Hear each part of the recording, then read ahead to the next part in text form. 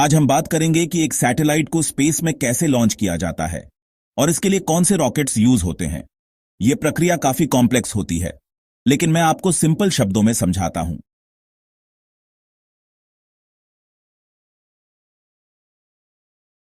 Satellite खुद space तक नहीं जा सकता। उसे अर्थ की ग्रेविटी को छोड़ने के लिए रॉकेट की पावर चाहिए। रॉकेट्स बहुत पावरफुल इंजन होते हैं जो फ्यूल जलाकर थ्रस्ट बनाते हैं। एक सैटेलाइट को अंतरिक्ष में भेजने की यात्रा महीनों पहले एक क्लीन रूम में शुरू होती है। यहां हवा को फिल्टर किया जाता है ताकि धूल का एक कण भी सैटेलाइट के नाजुक हिस्सों को खराब न कर दे। यहीं पर सैटेलाइट के हर कंपोनेंट को जोड़ा जाता है। इसके बाद शुरू होता है टेस्टिंग का फेज। सैटेलाइट को वाइब्रेशन टेबल पर रखकर लॉन्च के कंपन और थर्मल वैक्यूम चैम्बर में अंतरिक्ष के तापमान के लिए परखा जाता है। सभी टेस्ट्स में पास होने के बाद सैटेलाइट में सावधानी से फ्यूल भरा जाता है। अंत में सैटेलाइट को रॉकेट के सबसे ऊपरी हिस्से यानी पेलोड फेयरिंग के अंदर बंद कर दिया जाता है, जो लॉन्च के दौरान इसकी रक्षा करता है। अब पूरे रॉकेट को व्हीकल असेंबली बिल्डिंग से लॉन्च पैड तक ले जाया जाता है। लॉन्च पैड पर पहुंचने के बाद रॉकेट को धीरे धीरे सीधा खड़ीढ़ा किया जाता है। इसके बाद रॉकेट को एम्बिलिकल कॉर्ड्स के जरिए लॉन्च टावर से जोड़ा जाता है, जो लॉन्च से पहले तक पावर और फ्यूल सप्लाई करते हैं। अब शुरू होता है काउंटडाउन। यह सिर्फ एक उल्टी गिनती नहीं, बल्कि एक डिटेल्ड चेकलिस्ट है। मिशन कंट्रोल में बैठे सैकड़ों इंजीनियर रॉकेट के हर सिस्टम की जांच करते हैं। लॉन्च के आखिरी मिनटों में प्रक्रिया ऑटोमेटिक हो जाती है और मिशन डायरेक्टर सभी टीमों से फाइनल गो कंफर्मेशन लेते हैं, जिसके बाद दुनिया की नजरें उस रॉकेट पर टिक जाती हैं। काउंटडाउन के शून्य पर पहुंचते ही रॉकेट के इंजन गरज के साथ जिंदा हो जाते हैं। पहले बूस्टर्स इग्नाइट होते हैं, जो रॉकेट को जमीन से उठाने के लिए जरूरी शुरुआती थ्रस्ट देते हैं। लॉन्च पैड के नीचे बने फ्लेम ट्रेंच धुएं और आग के बादलों से भर जाते हैं। कुछ पल के लिए रॉकेट अपनी जगह पर ही रहता है, जब तक कि कंप्यूटर यह कंफर्म नहीं कर लेते कि सभी इंजन सही तरीके से काम कर रहे हैं। फिर होल्ड डाउन क्लैंप्स खुलते हैं और यह विशाल स्ट्रक्चर धीरे धीरे ऊपर उठता है।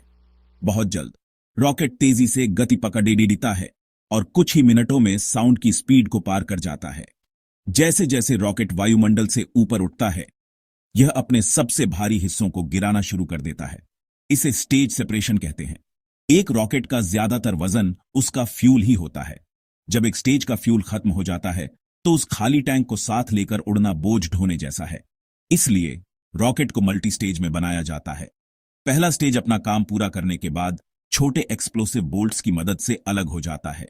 इसके गिरते ही अगले स्टेज का इंजन चालू हो जाता है और रॉकेट अपनी यात्रा को और ज्यादा गति से जारी रखता है। भारत के PSLV जैसे रॉकेट में यह प्रक्रिया कई बार होती है।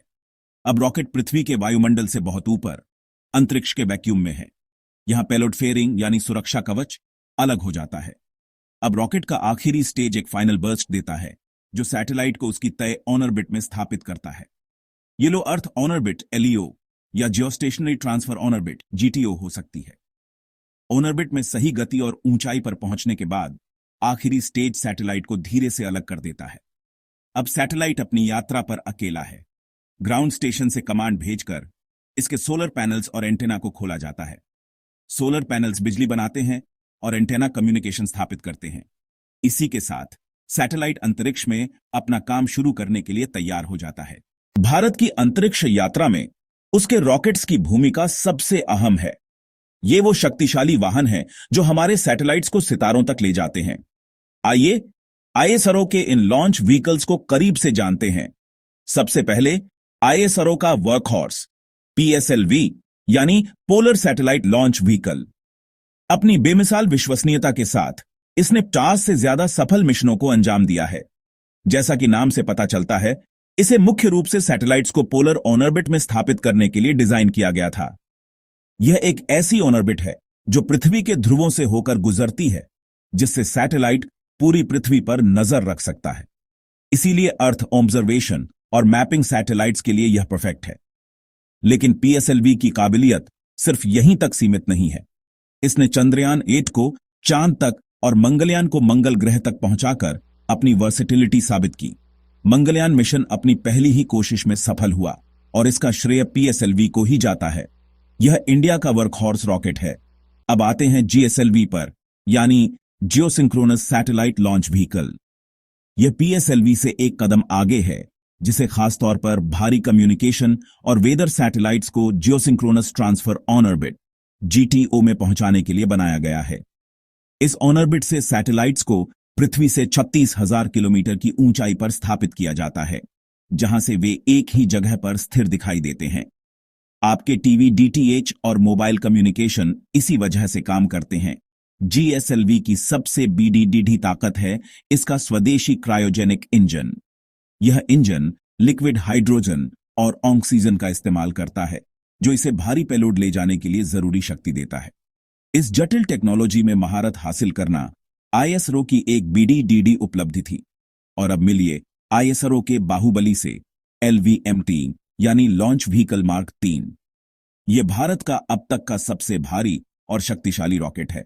यह 4000 किलोग्राम तक के सैटेलाइट्स को जीटीओ तक ले जा सकता है। इसकी बनावट में 2 विशाल सॉलिड बूस्टर, एक लिक्विड कोर स्टेज और एक शक्तिशाली क्रायोजेनिक अपर स्टेज शामिल है।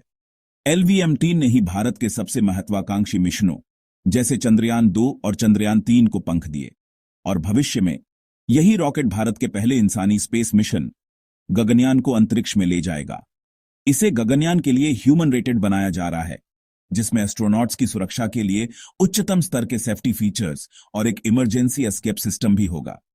आखिर में बात करते हैं सबसे नए रॉकेट की, SSLV यानी स्मॉल सैटेलाइट लॉन्च व्हीकल।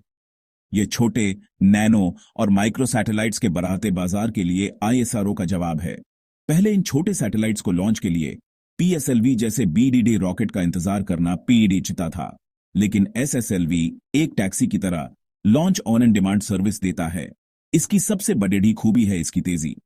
जहां बड़ी रॉकेट्स को तैयार करने में महीनों लगते हैं, वहीं SSLV को सिर्फ कुछ दिनों में एक छोटी टीम असेंबल कर सकती है। यह पूरी तरह से सॉलिड फ्यूल पर काम करता है, जिससे इसकी लागत भी काफी कम हो जाती है। इसका मकसद 500 किलोग्राम तक के सैटेलाइट्स को लो अर्थ ऑन ऑर्बिट में भेजने के लिए एक सस्ता और तेज विकल्प देना है। रियूसेबल लॉन्च व्हीकल्स पर काम चल रहा है। प्राइवेट कंपनीज स्काईरूट, अग्निकुल भी रॉकेट्स लॉन्च कर रही हैं। इंडिया एम कर रहा है कॉस्ट इफेक्टिव और सस्टेनेबल लॉन्च सिस्टम्स बनाने का। सैटेलाइट लॉन्च वाकई में साइंस और इंजीनियरिंग का एक जबरदस्त संगम है। हमने इस सफर में देखा कि कैसे भारत ने साइकिल और बैलगाड़ी पर रॉकेट के हिस्से ले जाने की मामूली शुरुआत से आज दुनिया की सबसे प्रतिष्ठित स्पेस एजेंसियों में अपनी जगह बनाई है। यह कहानी सिर्फ तकनीकी उपलब्धियों की नहीं, बल्कि दृढ़ संकल्प, अटूट मेहनत और 1 अरब से ज्यादा लोगों की आकांक्षाओं की है। हर एक लॉन्च भारत की बढ़ती ताकत और आत्मनिर्भरता का प्रतीक है। इस कामयाबी के 2 सबसे बड़े स्तंभ हैं हमारे अपने लॉन्च व्हीकल्स PSLV और GSLV। PSLV, जिसे आईएसआरओ का वर्क हॉर्स भी कहा जाता है, अपनी विश्वसनीयता और किफायती होने के लिए दुनिया भर में मशहूर है।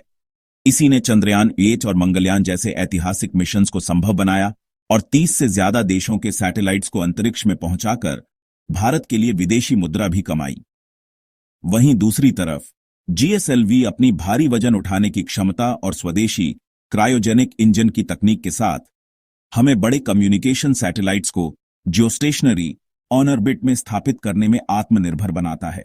यह आत्मनिर्भरता ही हमारी स्पेस प्रोग्राम की असली बुनियाद है। लेकिन भारत यहीं रुकने वाला नहीं है। भविष्य की उड़ान और भी ऊंची होने वाली है। इसका सबसे बड़ा उदाहरण है रियूसेबल लॉन्च व्हीकल RLV टेक्नोलॉजी। कल्पना कीजिए एक ऐसा रॉकेट जो सैटेलाइट को ऑन ऑर्बिट में छोड़ने के बाद वापस पृथ्वी पर एक एयरप्लेन की तरह लैंड कर जाए। आईएसआरओ का RLV-TD प्रोग्राम इसी सपने को हकीकत में बदलने की दिशा में एक क्रांतिकारी कदम है। इससे लॉन्च की लागत में भारी कमी आएगी, जिससे स्पेस तक पहुंचना और भी आसान और सस्ता हो जाएगा। भविष्य की एक और सुनहरी तस्वीर प्राइवेट सेक्टर की भागीदारी से बन रही है। आईएन स्पेस जैसी संस्थाओं के गठन के साथ अब स्काईरूट एरोस्पेस और अग्निकुल कॉस्मोस जैसे कई भारतीय स्टार्टअप्स अपने खुद के रॉकेट और सैटेलाइट बना रहे हैं। यह इनोवेशन और कंपटीशन का एक नया दौर शुरू करेगा। और इन सबके शिखर पर है भारत का सबसे महत्वाकांक्षी सपना, गगनयान मिशन। जल्द ही भारतीय एस्ट्रोनॉट्स, जिन्हें व्योमनॉट्स कहा जाएगा, भारत की धरती से भारतीय रॉकेट में बैठकर अंतरिक्ष की यात्रा करेंगे। यह क्षण भारत के इतिहास में स्वर्ण अक्षरों में लिखा जाएगा। यह सारी मेहनत सिर्फ अंतरिक्ष तक सीमित नहीं है, आज हमारे स्मार्टफोन में नेविगेशन, नेविएसी से लेकर मौसम की सटीक भविष्यवाणी, टीवी प्रसारण और आपदा प्रबंधन तक सब कुछ इन्हीं सैटेलाइट्स की देन है। स्पेस टेक्नोलॉजी अब हमारी रोजमर्रा की जिंदगी का एक अभिन्न हिस्सा बन चुकी है। भारत का स्पेस प्रोग्राम न केवल देश को तकनीकी रूप से सशक्त बना रहा है, बल्कि यह हमारी युवा पीढ़ी को विज्ञान और इनोवेशन के लिए प्रेरित करने का सबसे बड़ा जरिया भी है। अगर आपको अंतरिक्ष के रहस्यों को सुलझाने का हमारा यह सफर पसंद आया, तो इस वीडियो को लाइक करें, अपने दोस्तों के साथ शेयर करें और हमारे चैनल को सब्सक्राइब करना ना भूलें। आप आगे किस खगोलीय रहस्य के बारे में जानना चाहेंगे, हमें कमेंट्स में जरूर बताएं।